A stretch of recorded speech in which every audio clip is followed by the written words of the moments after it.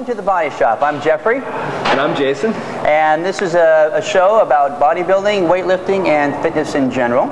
If you've seen our previous shows, you know who we are and what we're about. And if you haven't seen our shows before, we will introduce you to exercises that are geared mostly towards bodybuilding. Don't you think?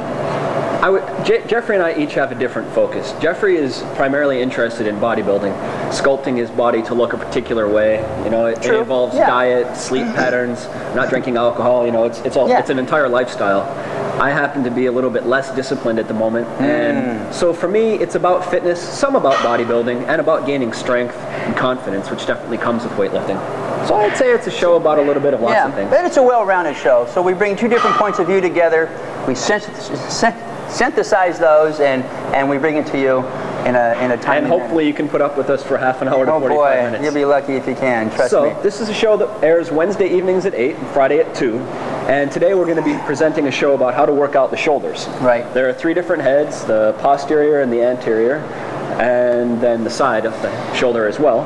So we've got about 5 to 6 exercises today that we'll be showing you. And I think without I was going to say Laura Impero-fraumbach is back from special assignment, so she'll be coming back on the show a little later to present a fitness tip. Right. So without further ado, we will take you to our first exercise. Yes, we will. Thanks for joining us today. Thank you. And thank you. And Jason and I are over here at a device called the Smith machine. What Jason is going to do here is perform the exercise called a military press to the front of the chest. There are 2 different ways. You can either do it to the front of the chest or you can do it behind the back. Jason will show you this one to the front of the chest first, and it's going to work the front head of the deltoids or the shoulders. Now, the reason why this machine is so good to use is that it helps keep your form very strict, and you can use very heavy weight, which also takes the pressure off your back. You don't have to balance it because this runs on rails, so to speak. So what Jason's going to do is he is going to start in the up position and bring the weight down to about his neck area or his chin area, and then press it back up. This is one of the best exercises to work the front deltoid, or again, as I said, the shoulder. His arms are placed evenly to his sides so he can get a nice strong push when he goes up on his positive movement. And he has the back of the bench straight up and down so he can push against it, and he doesn't have to support his back as much as if this was a free weight bar. And right now Jason's doing partial reps, and that allows you to create a little bit more intensity if you can't do a full range of motion. How'd that feel? That felt fine. Okay, we're going to take a little break and switch the bench around a little bit, and Geoffrey will show you a behind the head military press. Yeah. Well, with a little bit of ado, Geoffrey has switched the bench around, and he's going to show you a behind-the-head military press. And a couple of things Geoffrey didn't mention is that before you begin any kind of workout, and I didn't mention it either, so before you begin any kind of workout, you need to spend about 5 to 10 minutes warming up, jogging, some kind of aerobics, a treadmill, the Stairmaster, running in place, whatever you like, something to increase the heart rate. Then you need to spend about an equal amount of time stretching. In particular, you want to focus on the muscle group that you'll be working out that day, or muscle groups. But please don't forget the rest of your body. It's very important, especially your legs. A lot of weightlifters seem to neglect stretching out their legs, but you can actually put a lot of strain on your legs when you're lifting because they support your body. Right. So be careful to do that, please. And drink a lot of water. Oh yeah. Water is very important to rehydrate yourself because you sweat a lot. Okay, Jeff. So ready to roll? Geoffrey's showing you the behind the head military press, just an alternate to what I showed you, an alternative. And go ahead, Jeff. Now, one thing that you'll notice here is that even though you've got a bench behind you supporting yourself, you're not able to rely on it to give your head any kind of support because obviously your head isn't touching it. So Geoffrey is of the opinion that this is a particularly precarious lift, and in some ways, especially if you were using free weights, just a straight bar, not attached to a machine, you could actually be endangering your neck. You know, if you were to drop it, you'd hurt yourself. So it's nice to have a Smith machine when you're doing this kind of lift. Now, when I started lifting the first year, I did all of my military press behind the shoulders like this. And one thing you'll notice is that the first lift we showed you works the front part the posterior of the shoulder more so than this. This works the anterior, it works the back of your muscle a good bit more. So it'll work some of your back and some of the back part of your shoulder. Right. But it's an equally good lift, and it's just your choice. It's something that you'll need to experiment with. Right. If you're going to be using a free weight bar, be very careful and always have a spotter, because as I said before, the exercise in that with the free weight bar is much more precarious, and you could injure yourself. So always have a spotter. So if there's someone that you don't like, you might, for instance, want to suggest that they do this exercise without a spotter. Right. Or you might not. Lame. Lame. Okay. Lame. So we'll move on from here, and we're going to show you, it's called an Arnold press. It's using dumbbells, and it works the same muscle group, but you're using free weights instead. And you just use a flat bench or one of these. Right. So over there we go. We're over here to show you the Arnold presses, and this is an exercise that will bring all three heads of the shoulder into play. Jeff? Okay, Jason's going to start in the up position first, as you always should. Okay, and it's an alternate dumbbell press, so to speak. And when Jason extends his arm up fully, he's going to twist his wrist, pronate it. Actually, that's supinating it, and that's going to bring in a little bit stronger contraction when he does that. Now, this is a good exercise to work all three heads of the shoulder. And of course, the Arnold press is named after Arnold Schwarzenegger, because after all, he is the man. And it's a good idea to have your back supported by the bench. And it's also a good idea to wear a weight belt when you do this. And as you see, Jason isn't doing that because he has some really strong abs, and that's okay. But if you're just beginning, it's a good idea to wear. Actually, it's because Jason's moving and accidentally packed his weight belt away. And that helps support your mid area. Yeah, your midriff, your back, and your abdomen. Yeah, and it gives your abs something to push against when you're really straining yourself. Please be conscious of your breathing while you're lifting. Never hold your breath if you can avoid it while you're lifting. Keep your breathing smooth and steady. It'll help ensure that the parts of your body that you're not lifting with are pretty much relaxed except for the stomach. And when you're doing a lift like this, always try and keep your stomach muscles contracted ever so slightly. That supports both the lower back, and as it's an epicenter of your body, it helps to support the rest of you as well. Right. So it'll help prevent injury. And if you've watched our previous shows, Jason has these little jokes that he says every now and then that kind of go over my head. It's because they're not funny. So I'm being particularly sensitive to Jason's jokes today and from here on after in our other shows. But I think most of the jokes that you've done today, Jason, are kind of lame. So I'm not really paying much attention to them. See, I'm going to catch him off guard and I'll be funny later. Yeah, but I won't catch it. I don't think so. Well, now it's Geoffrey's turn to show you a lift. Yeah, I'm going to be showing you the dumbbell press. Basically, is a little different, but similar in some ways. So I'll show you that next. Well, with only a couple of seconds, we've switched places, and Geoffrey is now going to show you a shoulder press. So Jeff, if you'll lift the weights up over your head, please. And you can only do this with dumbbells. That's true, you can. So, now, some people do the shoulder press by keeping their wrists straight. And they keep the bars at a 90-degree angle and bring them out in sort of a rectangular form over their head like this.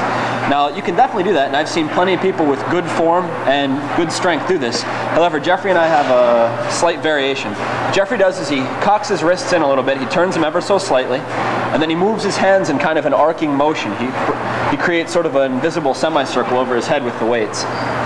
And what this allows him to do is squeeze from the top of the shoulders here, near where they meet the neck, all the way back down to here in the back. It allows him to contract all of that muscle at some point or another during the motion. So you want to keep your pinky higher than your thumb through the whole exercise. Right, precisely. Now, I'll throw in another little tidbit here. We haven't really mentioned this today, but weightlifting can be for just about anybody. As a matter of fact, here at the YMCA, we have people who are lifting weights who are 15 years old. We have many people in their 20s and 30s, as you might expect. But there are people who are lifting weights here regularly who are in their 60s and 70s even. And it doesn't provide you by any means with the best cardiovascular workout, you know, working your lungs and your chest, your body's ability to take oxygen in and process Some it. exercises do, but Yeah, some of them certainly do. But nonetheless, I mean, weightlifting, if you weightlift long enough, say a half a year or more, you begin to feel your body toning up. It's actually a really interesting feeling when you're sitting down. People ask me sometimes, why do you weightlift? It's so boring. Why not climb a mountain or, you know, go out for a run or bicycle? But you can actually, when you start to develop the muscles well enough, you can feel your muscles moving as you sit down or as you take a walk. And so it's sort of a feeling of confidence, and it's a way to know your body. You can begin to feel yourself becoming healthy, just as you can with any other kind of exercise that you stick to regularly. But I think there are some misconceptions about weightlifting. People think that it's sort of, you know, it's like a drug for your brain and then it'll turn you into a moron. And even though Geoffrey and I are kind of dim-witted, it doesn't mean that you have to become dim-witted too. Lame. Okay, so in any case, so weightlifting can be for anybody. It is for everybody. Yeah. There's no doubt about it. You can design a program for yourself that brings you into the gym 6 days a week or 3 days a week, and you can derive a lot of benefits from either. Yes, most definitely. And also, I've noticed some people that have mentioned that they feel intimidated by coming into the weight room area of the gym. And I understand that it is intimidating when you first start. And try to let that go and just come in here and experiment and watch other people see what they do and try to imitate. And watch our show. And hopefully that feeling of intimidation will pass, and you'll be in here with all the other guys and girls and doing their thing. Dogs and cats. So, from here, we're going to show you a couple of different exercises using dumbbells once again. One of them is front raises and one is side raises. And it'll work the front of your shoulder and the side of your shoulder. Yeah. And then we'll round out with our viewer mail and give you an update on Charlotte and Tracy, how their program is going. And if you remember, they are the before and afters, the two girls that are doing that for both our show. Getting ready to compete in next year's Miss Olympia. Oh, yeah. So with that in mind, we'll see you on the other side. Hello, I'm here with a couple of dumbbells, and I'm going to show you a lift for which there is no great name. You can just call it a side dumbbell raise or a lateral raise. You can do this the way that we're going to show you, which is doing this exercise by itself and then doing another one afterwards, which Geoffrey will show you. Or you can do something called a superset, where you lower the weight slightly and do both of these one after the other, and then you take a break. So you're basically combining two different exercises into one set. In any case, that's a different type of workout, and we'll show you this one. So, Jeff, if you want to go ahead and tell them what I'm doing. So basically, Jason's going to start with the weights in front of them, and he's going to raise them up to his side, a little bit above his shoulder level. And he's going to bring it back up, and he's going to give it a nice squeeze as best as he can, and lower the weights down under control. Now, this is one of the best exercises for the side of the shoulder. It's called a side lateral raise, and you can also do this sitting down as well. I believe that if you're sitting down, you wouldn't be able to use as much weight, but then again, it's not how much weight you use, it's the form that counts. Yeah. So, Geoffrey, would you like to, switch places here in a second, and you can show them the next exercise? Okay. This next exercise that I'm going to perform is a front lateral raise, and it's going to work the front head of the shoulder. And basically, you want to start in the down position with each of the dumbbells on right in front of your thigh. And you want to bend your elbows just a little bit, not too much. If you bend it too much, you'll take the stress off your shoulder, and you don't want that. So just a slight bend. And what you're going to do is you're going to raise it up to about your nose level and bring it back down. Really concentrate on feeling the front muscle of your shoulder contract.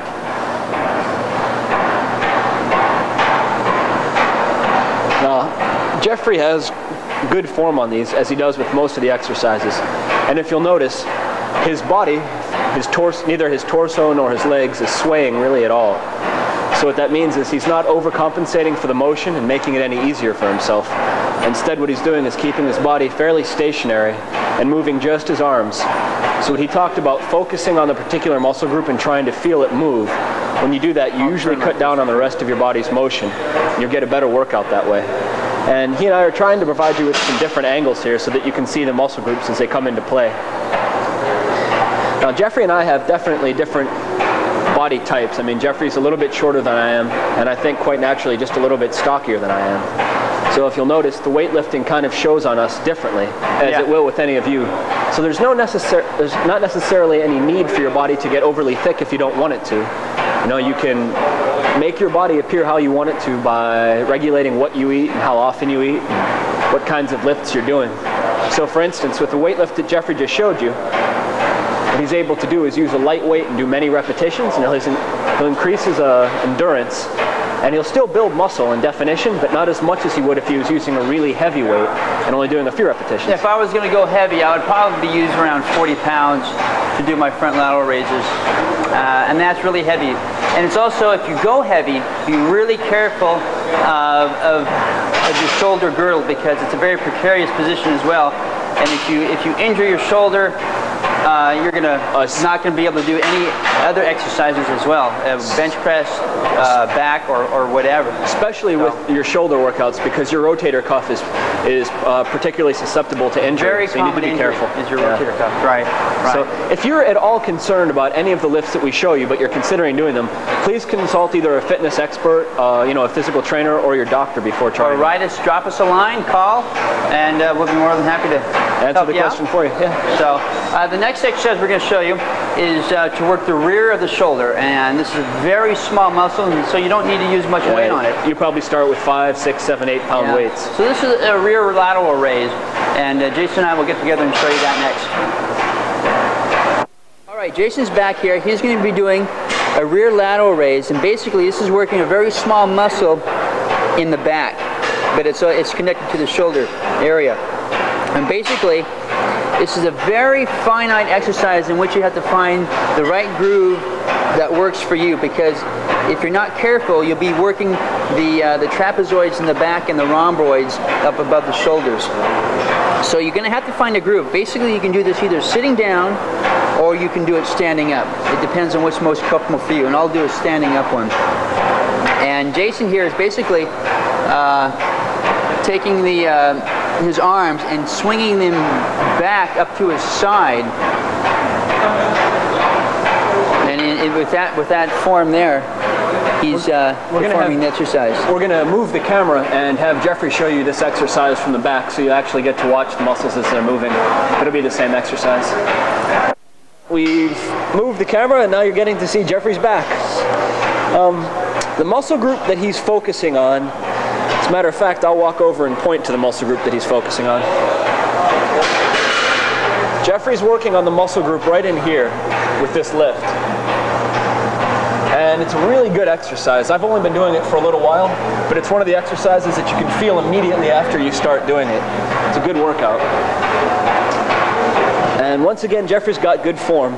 He's not leaning over quite as much as you normally would for this exercise, but that's just so that we can show you how it's done. And Jeff, if you'll lean forward. That's painful. I can't do that. Tuckered yourself out, did you? Yeah, that's okay. Like I said before, you can do this either sitting down or standing up.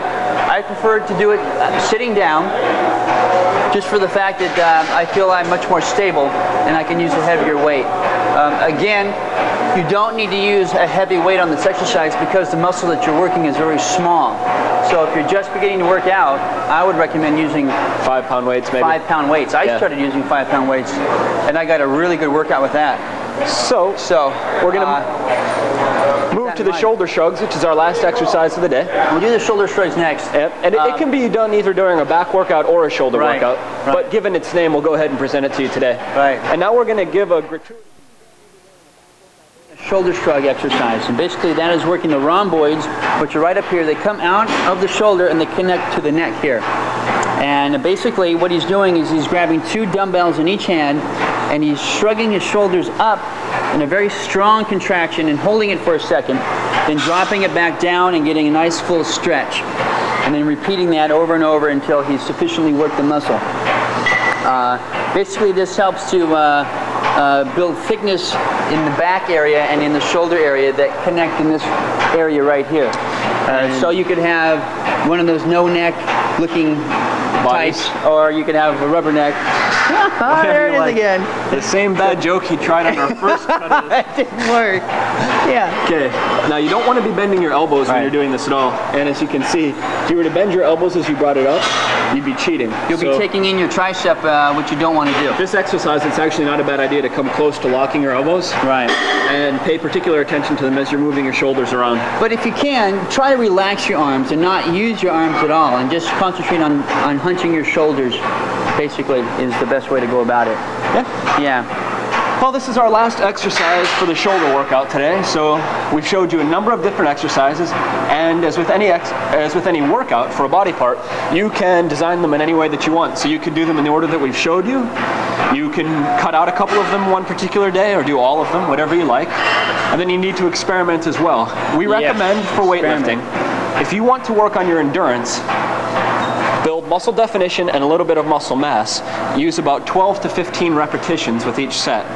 Right. Then from there, for just strength, you can do between 8 to 10 repetitions. That 8 to 10 repetitions combine strength and toning.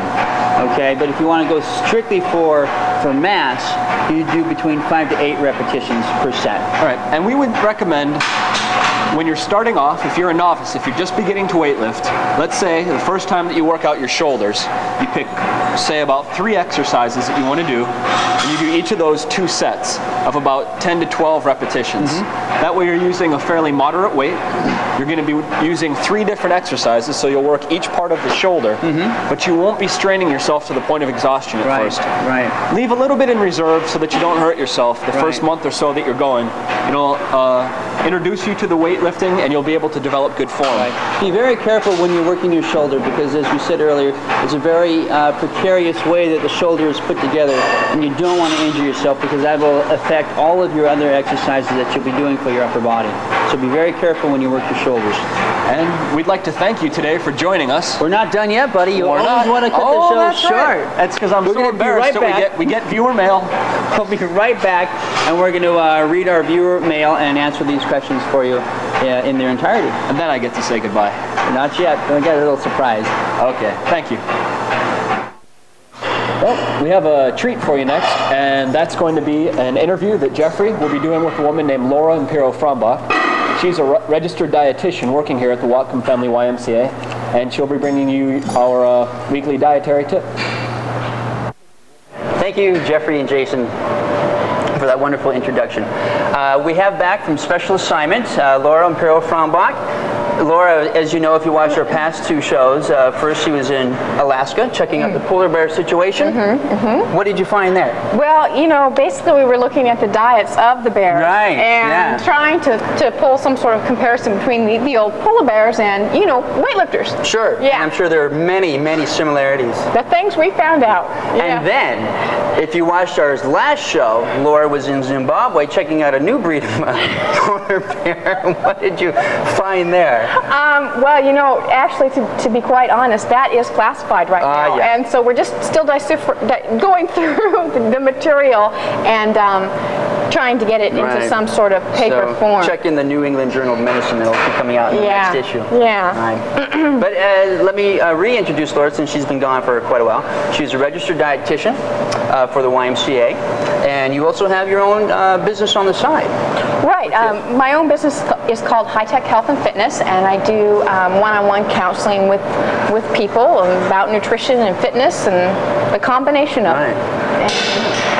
And today, Laura is going to be talking about amino acids, how they're assimilated into the body, recommended daily allowances, so forth and so forth. Right. So with that in mind, I'll let you go ahead and take off with your wonderful... Okay. Well, Geoffrey, one of the major questions that I get, especially with folks that are active and that are lifting weights, is what happens to protein when we ingest it? And so what I did is draw this really simple diagram to show you what happens when we take in protein through our mouth.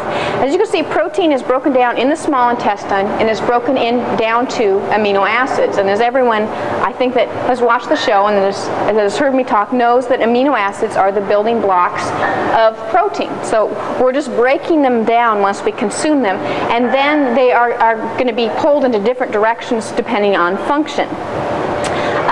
One of the functions is to serve as a production of blood glucose. So protein can be broken down to glucose to feed the blood and the brain if need be. If we take in too much protein, just like anything else, whether it be carbohydrates or fat, it can be stored as fat. If we're taking in extra and it's extra calories and our body's not utilizing it, it can be stored as fat. But the basic function of amino acid is that once they are broken down and the amino acids are identified, they are put back together in certain orders to make proteins depending on function.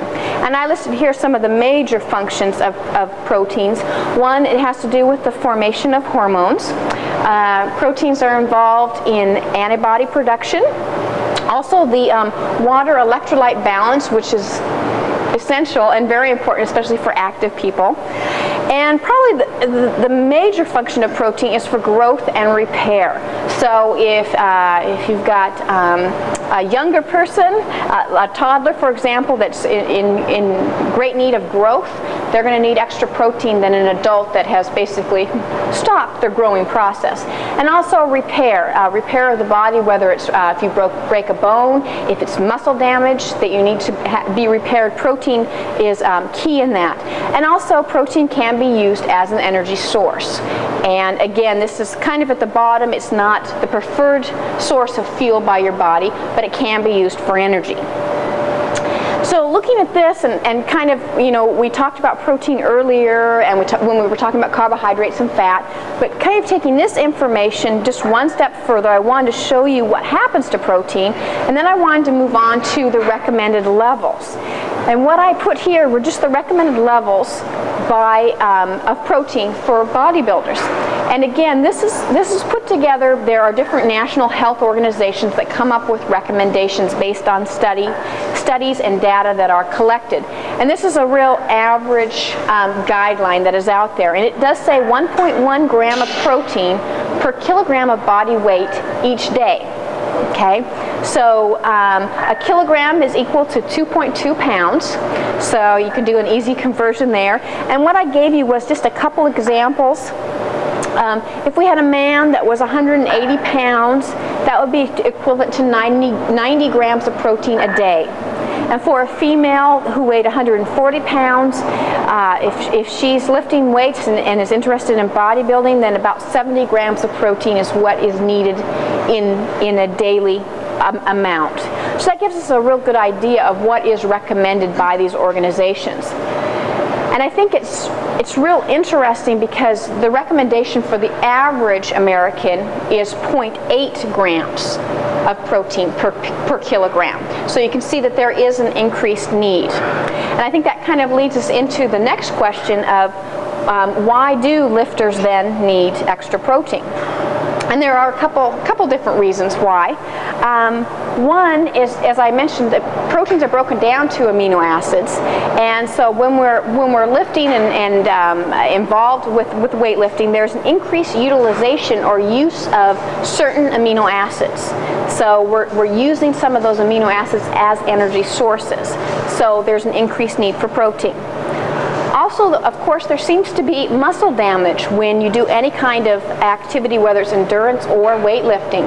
And with weightlifting, we all know that there's muscle damage, and that's, of course, how we tend to build back up muscle. There has to be damage in order to build it back up. So those are the two key reasons why lifters need extra protein. And I think what's real important to remember, too, is that anytime we're doing the heavy muscular workouts, that's what's stimulating the growth and the strength of your muscle, which is, if you're lifting weights, that's what you're looking for.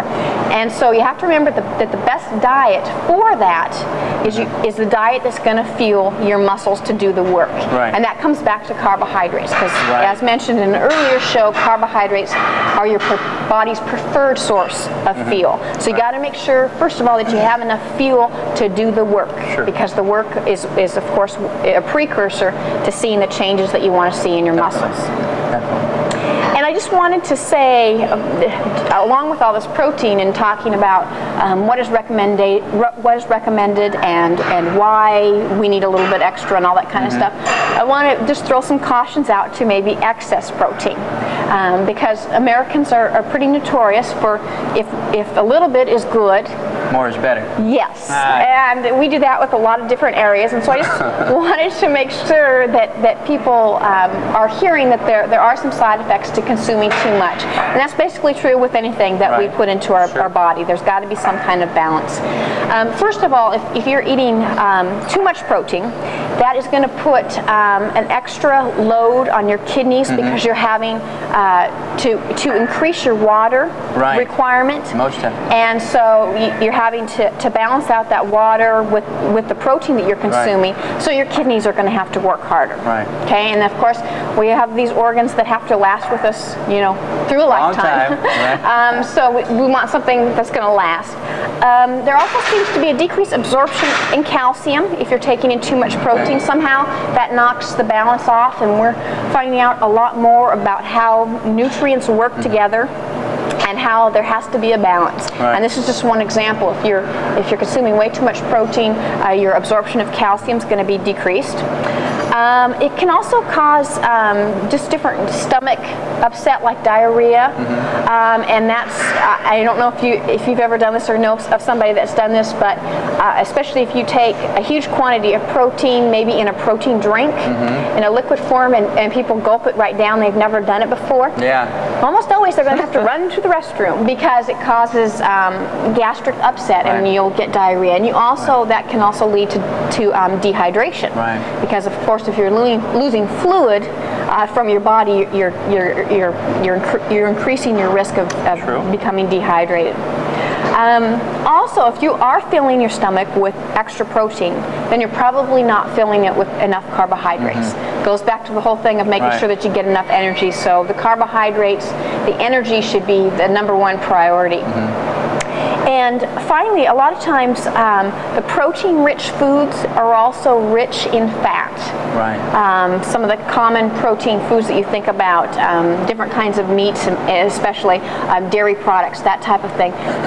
They're rich sources of protein, but they also give you a lot of fat. So when you're making those protein selections, to make sure that you're selecting low-fat or non-fat choices. But what are some good choices for protein? Protein is found everywhere. It's a real common nutrient that is found. Of course, the meat group, if you're talking about your leaner choices, would be your lean cuts of beef or pork, but also skinless chicken and turkey. Fish is all going to give you eggs are good. Egg whites. Egg whites, of course, contain no fat or cholesterol. It's the yolk. Right.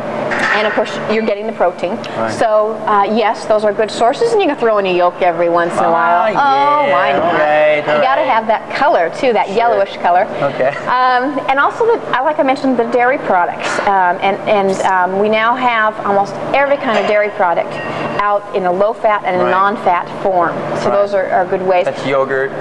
Yogurt, the cheeses, cottage cheese, milk, those type of things. Also beans, the legume family, the beans, nuts, and peas are going to be, your nuts are going to be higher in fat. Yeah, now that's a good high quality protein, is from peas, is from corn, and from beans. It's almost all assimilated into the body 100%. Is that true? They are still incomplete proteins, so they still have to be complemented, but we do that almost all the time, like for going out for a Mexican meal. You have beans and rice. Sure.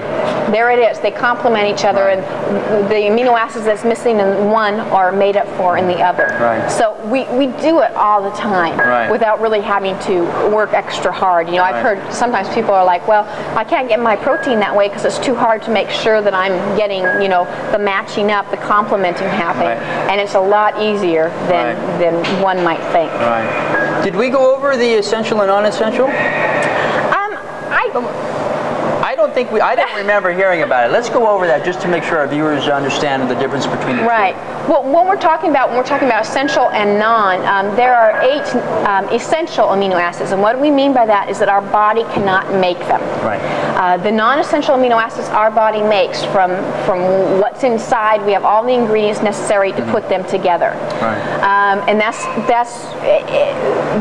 goes back to saying when we consume the proteins, they get broken down to those amino acids, Right. and we need to make sure that all the amino acids are present, Right. so they can match up, make a protein, and go do its work. Right. So the essential ones have to come from our food. Right. Okay, and there are 8 of those. So that's why when we're consuming protein, we want to either eat a complete protein like meat or dairy or an egg or that sort of thing, or making sure that we're doing some kind of complementing if we're getting only from vegetable sources. Again, we've been talking about amino acids and how they're assimilated into the body and what kind of work they do and what for. Laura Impero-fraumbach, registered dietitian, coming back from special assignment in Alaska and Zimbabwe. You know where I can't tell you where that next classified trip is going to take Well, you. they don't let me know to the last minute anyways. Jason and I will decide where you're going next. Trust me. This has been The Body Shop with Laura Impero-fraumbach. I'm Geoffrey, and we'll get back to our show. Thanks for watching. Thank you. You're welcome. Thank you, Geoffrey and Laura, for that informative interview. All right, what we're going to do next here is read some viewer mail that we've received over the last couple of weeks. We've got 2 letters. I'm going to read one and answer it, and then Geoffrey will do the same. The first letter reads, Dear Geoffrey and Jason, I'm a Bellingham resident who recently began watching your show. I am of average build and I have not exercised regularly for years. You both seem enthusiastic and appear to work out often.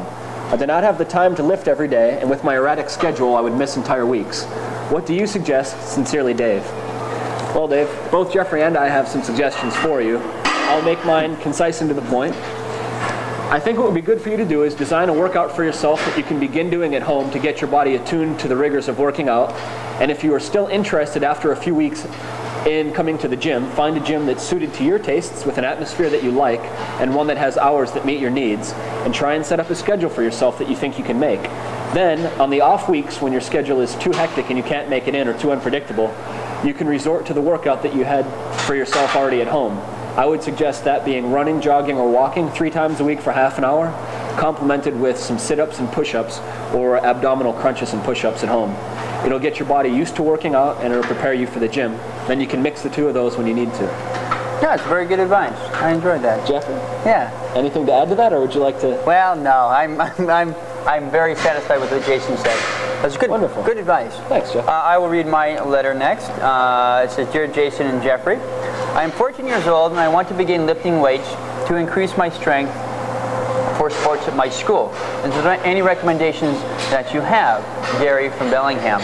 Well, Gary, I tell you, everything that we've talked about on the shows, today's show and previous shows, pretty much pertains to everybody of all ages, especially if you're 14 years old or if you're 50, 60 years old. It doesn't matter. Pretty much, you're still in the growing process. And so I don't think you need to work out as intensely as either Jason or myself. Because your muscles are growing and this won't accelerate the process. But for the most part, you just want to be careful and not overdo it. I do actually know a couple of gentlemen who lift here, and they told me that when they were in high school, they were lifting a little bit too hard, too rigorously, and they actually injured themselves permanently. Nothing too serious, but nonetheless, they sustained an injury that will be with them for life. And I would suggest, since you are young and since your body is still developing, I would suggest using lighter weights, probably with more repetitions. There's a slimmer chance that you'll injure yourself that way. When you start to feel yourself getting a little bit tuckered out and tired, you can stop. But if you've got a really heavy weight that you're struggling with, you really may injure yourself. Yeah. And you should have a strength coach at your school too that might be able to give you some tips. That's a really good suggestion. Yeah. An update on Charlotte, who is our first before and after, and Tracy, who is our before and after as well. They're working vigorously to get in shape, and they're doing very well, I might say. A strict diet of ding-dongs and partially cooked steaks. I worked out with Tracy just last week, and she's looking very fine, and Charlotte as well is working very hard too. Yeah. So, and again, they'll be on here in about another 2.5 months, and we'll show you their results. Thank you all for joining the show today. It's been wonderful having you with us. Remember, 8 p.m. on Wednesdays and 2 p.m. on Fridays. That's when you can see our shows. The Body Shop.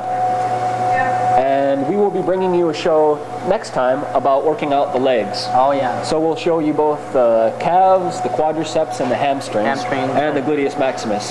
Yeah. Commonly referred to as something else. And especially we'll do some good exercises for women, because when I train women, they really want to tone up their legs and get rid of some of the cellulose or cellulite that seems to happen. It does seem, particularly at the gym with the exposure that we've had, that oftentimes women are going for a different look with the legs than men are. So you're actually doing many of the same exercises, but differently oftentimes.